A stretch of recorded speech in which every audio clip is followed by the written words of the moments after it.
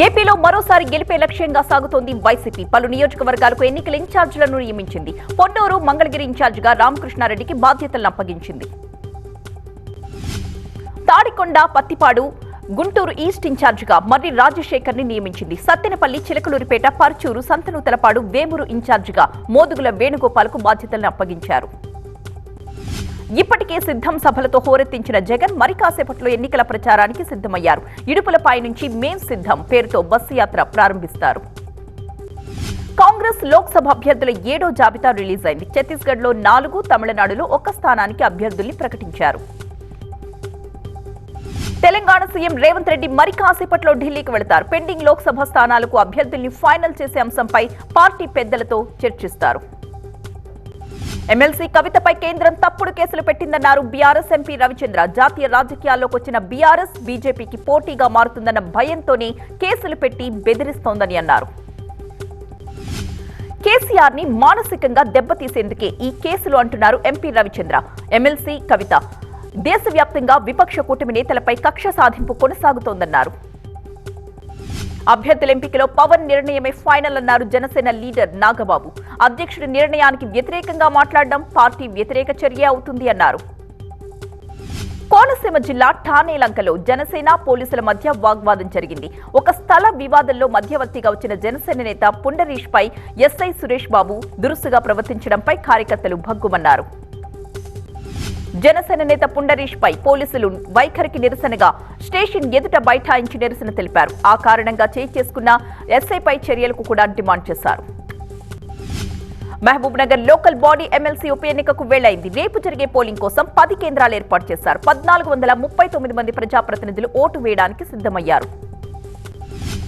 MLC స్థానాన్ని ఎలాగైనా సరే దక్కించుకోవాలన్న కసితో ఉన్నాయి కాంగ్రెస్, బీఆర్ఎస్. క్యాంపులో ఉన్న ఇరు పార్టీల ప్రజాప్రతినిధులు రేపు నేరుగా పోలింగ్ వచ్చేలా ప్లాన్ చేస్తున్నారు. సిద్ధం అంటూ మరోసారి వార్తల్లో నిలిచారు అంబటి రాయుడు. గతంలో వైసీపీలో చేరి వారంలోపే రాజీనామా చేసిన రాయుడు సిద్ధం అంటూ ట్వీట్ చేయడం ఆసక్తికరంగా మారింది. రాజకీయ పార్టీ నడపడం ఖర్చుతో కూడుకున్న వ్యవహారం అంటున్నారు జనసేన చీఫ్ పవన్. పార్టీ మనుగడ కోసం 10 కోట్ల విరాళం అందజేశారు. దినసరి కూలీలే విరాళాలిస్తున్నప్పుడు కోట్ల రూపాయల పన్ను చెల్లించే తాను పార్టీ ఫండ్ ఇవ్వడం పెద్ద విషయం కాదన్నారు పవన్.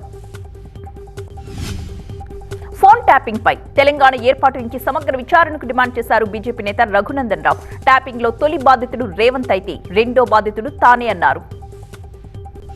మహబూబాబాద్ ఎమ్మెల్యే మురళీ నాయక్ క్యాడర్ కి మాస్ వార్నింగ్. గోతులు తీసే నాయకుల్ని సహించబోనని ఘాటుగా హెచ్చరించారు. వర్గ రాజకీయాలకు తెరతీస్తే తగిన శాస్తి తప్పదని హెచ్చరించారు ఎమ్మెల్యే మురళీ నాయక్. మహబూబాబాద్ లో ఒకటే వర్గం ఉండాలంటూ తేల్చి చెప్పారు. ఎన్టీఆర్ జిల్లా జగ్గయ్యపేటలో టీడీపీ నేతలపై ఎన్నికల ఉల్లంఘన కేసు నమోదైంది. అనుమతి లేకుండా ర్యాలీలో బాణసంచా కాల్చడంతో ఈ కేసు నమోదు చేశారు. సోషల్ మీడియాలో దుష్ప్రచారంపై ఆగ్రహించారు మంత్రి సీతక్క. తనను అకారణంగా దూషిస్తూ కుట్రలు చేసేవారు నాశనమైపోతారంటూ శాపనార్థాలు పెట్టారామె. తనపై చేస్తున్న దుష్ప్రచారానికి బీఆర్ఎస్ నేతలే బలవుతారని అన్నారు మంత్రి సీతక్క. నిజాయితీగా పనిచేస్తున్న ఆడకూతురుని ఇబ్బంది పెడితే నాశనమైపోవడం ఖాయమన్నారు. వరంగల్ జిల్లా కొమ్మాల లక్ష్మీనరసింహస్వామి జాతర రాజకీయాలకు వేదికగా మారింది. అటు కాంగ్రెస్, ఇటు బీఆర్ఎస్ పోటాపోటీగా ప్రభల్ని ప్రదర్శించాయి. కాంగ్రెస్ ప్రభ బండ్లకు ఎమ్మెల్యే దొంతి మాధవరెడ్డి ఘన స్వాగతం పలికితే, బీఆర్ఎస్ బండ్లకు మాజీ ఎమ్మెల్యే పెద్ది సుదర్శన్ రెడ్డి అంతే దీటుగా స్వాగతం పలికారు. వరంగల్ కాంగ్రెస్ ఎంపీ సీట్ కోసం ఆశావహులు అధిష్టానం చుట్టూ చక్కర్లు కొడుతున్నారు. అభ్యర్థి ప్రకటన ఆలస్యమైన కొద్దీ ఆశావహులు మరింతగా పుట్టుకొస్తున్నారు. విశాఖలో సంచలనం సృష్టించిన మాజీ కౌన్సిలర్ విజయారెడ్డి హత్య కేసులో నిందితులకు శిక్ష ఖరారైంది.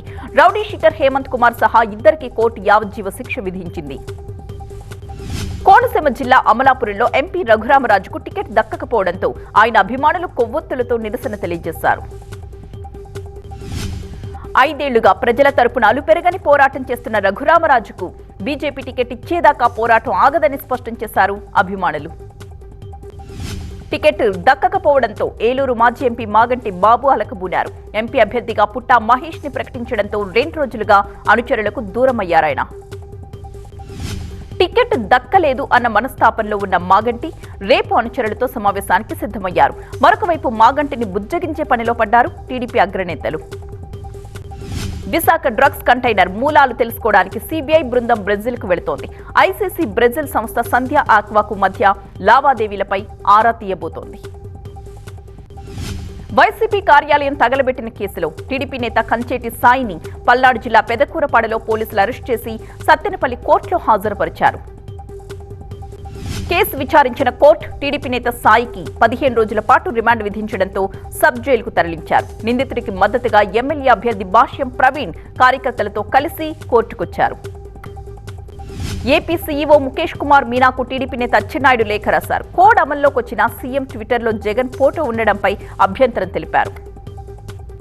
ఉమ్మడి ప్రకాశం జిల్లాలో కాపు జనాభా ప్రకారం అన్ని పార్టీలు సీట్లు ఇవ్వాలన్నారు ఆ సంఘం నేత ఆమంచి స్వాములు. ప్రతి పార్టీ 2 సీట్లు ప్రకటించాలంటూ డిమాండ్ చేశారు. కాపులకు రాజకీయ ప్రాధాన్యత కల్పించాలంటూ ఒంగోలులో జరిగిన కాపు సంఘం భేటీలో తీర్మానించారు. ఈ భేటీకి 12 నియోజకవర్గాల కాపు సంఘాల ప్రతినిధులు హాజరయ్యారు. తెలుగు రాష్ట్రాలకు సాగు తాగునీరు అందించే శ్రీశైలం జలాశయం అడుగంటిపోతోంది.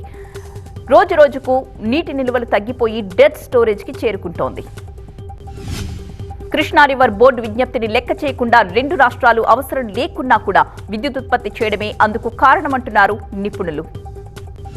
పద్మశాలీలకు రాజకీయ ప్రాధాన్యత కల్పించాలని ప్రభుత్వాన్ని డిమాండ్ చేశారు ఆ సంఘం నేతలు. ఒక రాజ్యసభ సీటుతో పాటు ఎమ్మెల్సీ పదవి కూడా ఇవ్వాలని కోరారు. తెలంగాణలో పద్మశాలి జనాభా ప్రకారం నామినేటెడ్ పదవులు ఇవ్వాలన్నారు. రాష్ట్రంలో 5 బీసీలకు ఎంపీ టికెట్లు ఇస్తామన్న హామీని కాంగ్రెస్ నిలబెట్టుకోవాలని కోరారు.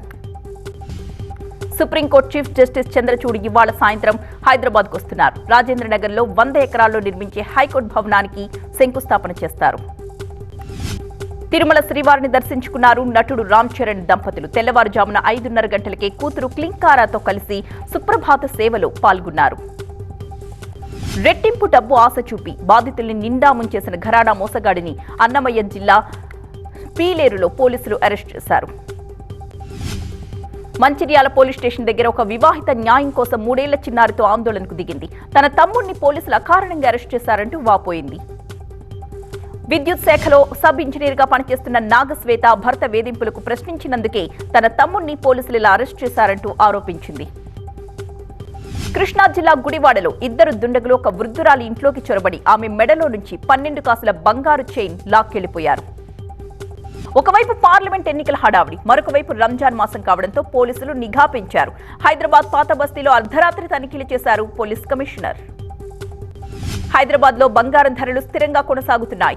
24 క్యారెట్ల 10 గ్రాముల బంగారం ధర 66,710 రూపాయలుంటే 22 క్యారెట్ల బంగారం ధర 61,150 రూపాయలు పలుకుతోంది. అల్లూరు జిల్లా మన్యంలో నాటు తుపాకులపై పోలీసులు విస్తృతంగా ప్రచారం చేస్తున్నారు. రంపచోడవరం డివిజన్లో ఇప్పటి వరకు 26 తుపాకుల్ని సీజ్ చేశారు. నాటు తుపాకులున్న వారు ఈ నెల 30 లోపు స్టేషన్లు అప్పగించాలని ఎస్పీ జగదీష్ పిలుపుతో గిరిజనులు స్పందిస్తున్నారు. ఎన్నికల నేపథ్యంలో ఇప్పటికే 200 మందిని బైండ్ ఓవర్ చేశారు. హైదరాబాద్ బండ్లగూడ స్టేషన్లో ఫిర్యాదుపై నిర్లక్ష్యం వహించిన ఎస్ఐ కానిస్టేబుల్ పై సిపి శ్రీనివాసరెడ్డి వేటేశారు. వారిని సస్పెండ్ చేస్తూ ఉత్తర్వులిచ్చారు. మహబూబాబాద్ జిల్లా గూడూరు మండలం పడమటి తండాలో ఆకతాయి చేష్టలపై ఫైర్ సిబ్బంది మండిపడ్డారు. చిన్న ప్రమాదానికి ఫోన్ చేసి హడావుడి చేయడంపై ఆగ్రహం వ్యక్తం చేశారు. తిరుమల శ్రీవారి ఆలయంలో రద్దీ కొనసాగుతూనే ఉంది. స్వామివారి దర్శనం కోసం 10 కంపార్ట్మెంట్లలో భక్తులు పడిగాపులు కాస్తున్నారు. సత్యసాయి జిల్లా కదిరి లక్ష్మీనరసింహస్వామి బ్రహ్మోత్సవాల్లో భాగంగా స్వామివారు సూర్యప్రభ చంద్రప్రభ వాహనంపై ఊరేగుతూ భక్తులకు దర్శనమిచ్చారు.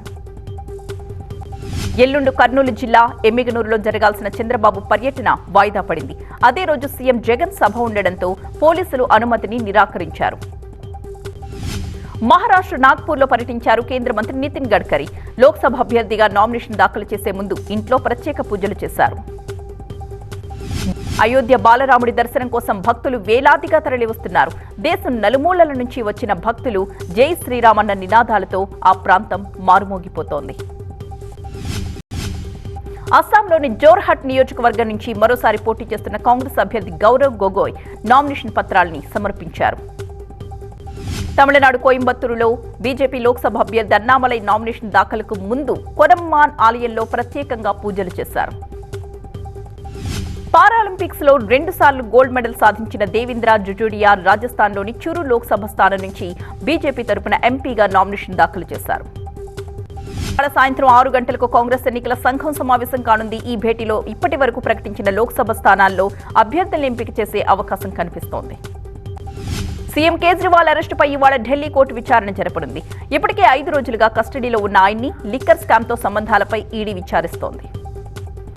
తెలంగాణ గవర్నర్ రాజీనామా చేసిన తమిళసై చెన్నై సౌత్ నుంచి ఎంపీగా బరిలోకి దిగారు. తెల్లవారుజాము నుంచి కోయంబేడులో ప్రచారాన్ని మొదలుపెట్టారు. కేంద్ర మాజీ మంత్రి సంగ్మా మేఘాలయ తురా లోక్సభ స్థానం నుంచి నామినేషన్ దాఖలు చేశారు. ఆమె వెంట సీఎం కూడా ఉన్నారు. తమిళనాడు మంత్రి ఉదయనిధి స్టాలిన్ జోరుగా ప్రచారం చేస్తున్నారు. రోడ్ షోలతో జనాల్ని ఆకట్టుకుంటున్నారు. ఐపీఎల్ బెట్టింగ్ వ్యసనం నిండు ప్రాణం తీసింది. భర్త అప్పులతో ఒత్తిడికి లోనై భార్య ఆత్మహత్య చేసుకుంది. కర్ణాటక చిత్రదుర్గలో జరిగింది ఘోర ఘటన. ఐపీఎల్ బెట్టింగ్లతో చేసిన 84 లక్షల అప్పు తీర్చలేకపోయాడు చిత్రదుర్గ వాసి దర్శన్. ఎంత చెప్పినా వినకుండా అప్పు చేసి బెట్టింగ్ పెట్టిన భర్తతో వేగలేక ఆత్మహత్య చేసుకుంది. ఎగుమతులపై నిషేధం పొడిగింపుతో ఉల్లి ధర పడిపోవచ్చన్న రైతుల ఆందోళనపై కేంద్రం స్పందించింది. 2-3 రోజుల్లో 5 లక్షల టన్నుల ఉల్లిని కొంటామని ప్రకటించింది.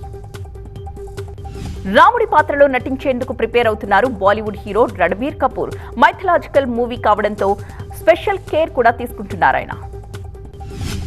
బెంగళూరులో నీటి కొరతపై స్పందించారు మెగాస్టార్. ఈ పరిస్థితి భవిష్యత్తులో ఎక్కడైనా రావచ్చన్న ఆందోళన వ్యక్తం చేశారు. నీటి వృధాను అరికట్టమంటూ పిలుపునిచ్చారు. పాన్ ఇండియా మూవీ తండేలో నటిస్తున్న నాగ చైతన్య మరో సినిమాకు గ్రీన్ సిగ్నల్ ఇచ్చారు. కార్తీక్ దండు దర్శకత్వంలో నటించడానికి ఓకే చెప్పారు. మెగా డాటర్ నిహారిక నిర్మాతగా బిజీ అయ్యారు. ఇప్పటి వరకు వెబ్ సిరీస్ లో షార్ట్ ఫిల్మ్స్ నిర్మించిన ఈమె కమిటీ కుర్రాళ్లు అనే సినిమాని రూపొందిస్తున్నారు. ఇప్పుడు సాయి పల్లవితో పోలికపై ఇంట్రెస్టింగ్ కమెంట్స్ చేశారు మలయాళ బ్యూటీ మమితా బైజు. సాయి పల్లవితో తనను పోల్చడం చాలా ఆనందంగా ఉంది అన్నారు. హోమ్ గ్రౌండ్ వేదికగా గుజరాత్ లో జరిగిన మ్యాచ్ లో చెన్నై జట్టు ఘన విజయాన్ని సాధించింది. గుజరాత్ పై 63 పరుగుల తేడాతో గెలుపొందింది. ఉప్పల్ వేదికగా ఏప్రిల్ 5న sunrisers Hyderabad Chennai super kings ల మధ్య మ్యాచ్ జరగబోతోంది. ఆ మ్యాచ్ కోసం టికెట్ల కోసం బుకింగ్స్ ఓపెన్ చేసింది పేటీఎం. ఈ మ్యాచ్ కోసం 360 సీసీ కెమెరాలతో నిఘా పెట్టామని చెప్పారు CP Tarun Joshi. Laptops, banners, పెన్నులు, హెల్మెట్లు స్టేడియంలోకి అనుమతించము అన్నారు.